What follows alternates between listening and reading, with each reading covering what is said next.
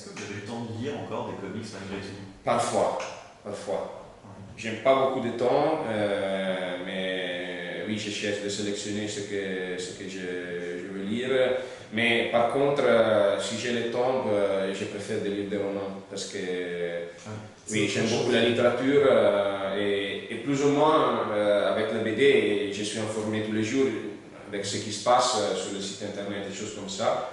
Mais en fait, c'est vrai que récemment, j'ai lu des BD et c'est bien, j'avais envie de lire parce que c'était vraiment longtemps que je n'avais pas lu.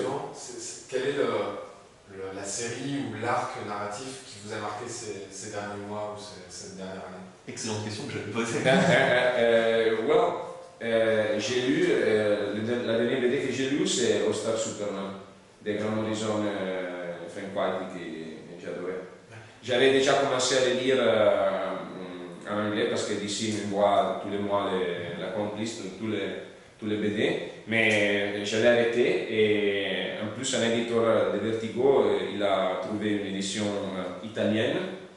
Il m'a envoyé parce que je pense qu'il ne l'utilise pas. Pour te faire plaisir. Oui, je l'avais déjà en anglais, mais j'ai dit bon, maintenant je vais le lire. J'avais envie de lire et c'était bien. Oui. Et est-ce que justement vous dessineriez Superman? Parce que là, c'est vraiment pas le perso qui est complètement fou comme. Oui, c'est une bonne question. J'avais fait une couverture pour Panini en Germanie de Superman.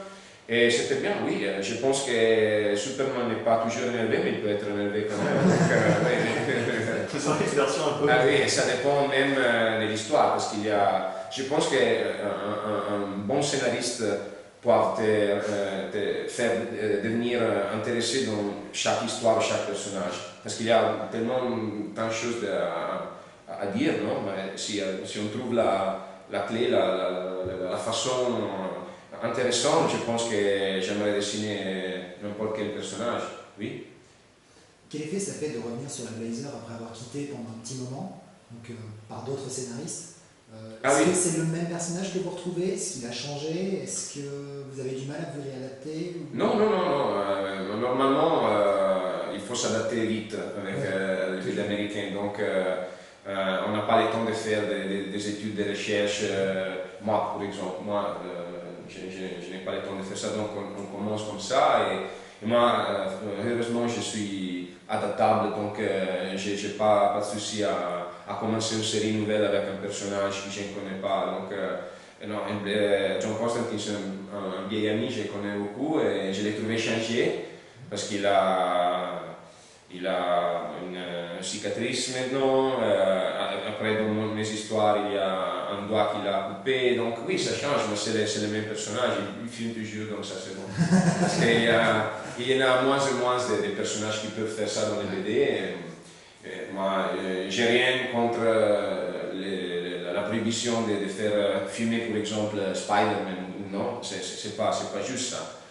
C'est bien qu'il fait ça, mais il y a des personnages justement comme John Constantine qui. C'est une de ses caractéristiques. Donc, mais par exemple, on pourrait faire une histoire intéressante avec laquelle il quitte les fumées, non? Je ne sais pas, mais non, il est toujours intéressant. Un type, on peut dessiner vraiment des tout avec Hellblazer, j'aime beaucoup. Le fait que j'ai fait en même temps Hellblazer et Dark Wolverine, ça me plaît beaucoup parce que je n'ai pas de problème d'adaptation et j'adore faire des choses différentes. Oui. Et l'adaptation avec Peter Milligan, ça se passe bien? Oui, super. Avec Azzarello, avec Mike Carey, avec Andy Digo, j'ai travaillé sur Hellblazer et tous les trois sont formidables, ont été formidables. Et Peter Milligan, c'est une légende. Moi, j'ai lisé ses BD et quand ils m'ont dit est-ce que tu veux bosser sur Hellblazer, le scénariste era Peter Milligan. J'ai dit oui. Oui. Non, oui. Et donc, maintenant, on est amis, on parle beaucoup sur Internet, on s'est vu à New York. Il est vraiment gentil, j'adore. Et il y a vraiment tellement de choses dans ces scénarios que vous ne liserez jamais parce que sont pour moi sont des indications qui pour moi sont tellement importantes que les dialogues, les choses que j'ai dessinées, parce qu'il y a des choses qu'il écrit et c'est des mots, des choses qu'ils pensent, qu'ils mettent dans les indications qu'ils me donnent, qui sont fantastiques. Et justement, est-ce que vous parvenez au fait à dessiner, à trouver au fait des dessins qu'ils ne vous indiquent pas forcément, enfin, parce que quelquefois finalement le résultat est complètement différent de ce que vous aviez imaginé au début, quoi. Tu parles... Par exemple, si il oui. vous indique de dessiner tel personnage qui fait certaines choses, Oui. est-ce que ça vous arrive de vous surprendre en ayant un résultat final qui... Enfin, est-ce que vous pouvez sortir par exemple du cadre de ce qui est demandé? Vous avez une marge de liberté? Oui et non. Ça dépend de l'éditeur, ça dépend du scénariste, ça dépend de l'artiste. Moi, j'aime pas changer les histoires. Parce que moi, si le scénariste est bien, je pense qu'il y a une raison pour laquelle il a mis si, comment on dit, carré, si cadre dans chaque village. Le cadre, oui. Les cases. La case. S'il y a 6 cases et pas 5, il y a une raison, je pense. Les bons scénaristes, quand ils indiquent des choses, il y a des scénaristes qui sont plus précis, ils te donnent des indications par haut, par bas, choses comme ça. Il y a des autres qui sont totalement libres et je n'ai pas aucune préférence. La préférence est que l'histoire soit bien. Et parfois je trouve des solutions qui peuvent être meilleures et je les propose comme ça, mais ce n'est pas des grandes choses. Peut-être j'ai dit ici, je pense que ça marche mieux. J'ajoute peut-être une case, mais c'est vraiment rare. Et j'ai toujours demandé à l'éditeur et au scénariste si c'est bien. On ne la répétera pas de toute façon. Non, mais il connaît ça, il connaît bien. Mais parfois la part plus intéressante c'est quand on parle avec les scénaristes et les éditeurs, on donne des idées, on parle beaucoup, non? Ils m'envoient le scénario, ils m'envoient le plot, qu'est-ce que tu en penses avec Milligan, mais même avec Daniel et Marjorie qui sont les scénaristes de Dark Pool.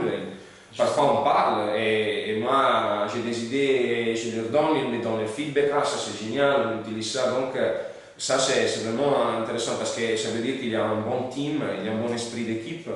Et on cherche de faire le mieux pour la série et ça c'est génial. Même Marjorie, elle m'avait écrit: est-ce qu'il y a des choses que tu aimerais dessiner dans ce numéro, dis-moi, parce que moi je dois encore écrire, choses comme ça. Et ça c'est vraiment intéressant. Justement, comment ça se passe la collaboration avec deux scénaristes comme Marjorie Liu et Oui. Daniel Way sur Laken, comparé par exemple à Peter Milligan tout seul sur Hellblazer? Moi toujours j'ai reçu un scénario.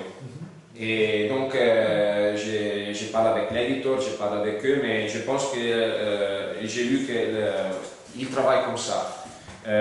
Ils font les plots ensemble, et surtout Daniel il a des idées, Marjorie a des idées, mais ils font les plots ensemble et le scénario est de Marjorie. Donc elle fait les dialogues et après peut-être Daniel va lire le scénario et il va peut-être changer ou faire des choses. Mais je pense que normalement, quand ils ont approuvé les plots, c'est Marjorie qui écrit et après c'est l'éditeur qui décide. Donc, mais c'est J'ai juste une dernière question. Comment ça se fait que tu parles si bien français? Parce que je suis français. Non, non, j'ai étudié à l'école pour 8 ans, à l'école moyenne et à l'école supérieure. Et, en fait, les dialectes de ma ville, Reggio Emilia, l'Emilia Romagna, c'est une ville, Reggio Emilia, c'est pas loin des Parme, mais il y a eu beaucoup de Français dans les siècles arrière. Donc les dialectes est vraiment similaire. Donc on n'a pas eu, moi j'ai pas eu beaucoup de difficultés. Après j'adore les langues, donc moi l'anglais j'ai appris très bien, mais en fait l'anglais maintenant c'est un peu mieux que mon français parce que je bosse avec des Américains, donc c'est plus facile, oui, parce que chaque jour on parle, on écrit en anglais, donc, mais en fait j'ai commencé à venir en France au festival d'Angoulême dans l'année 2000.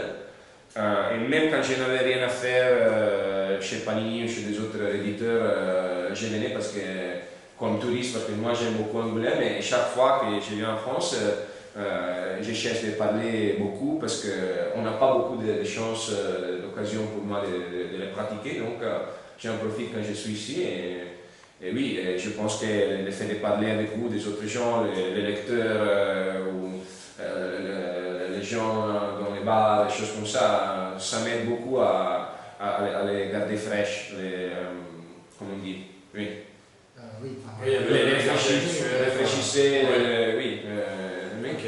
Bon, bah voilà. En tout cas, on vous remercie parce que là, Merci. c'était Ok, merci à vous.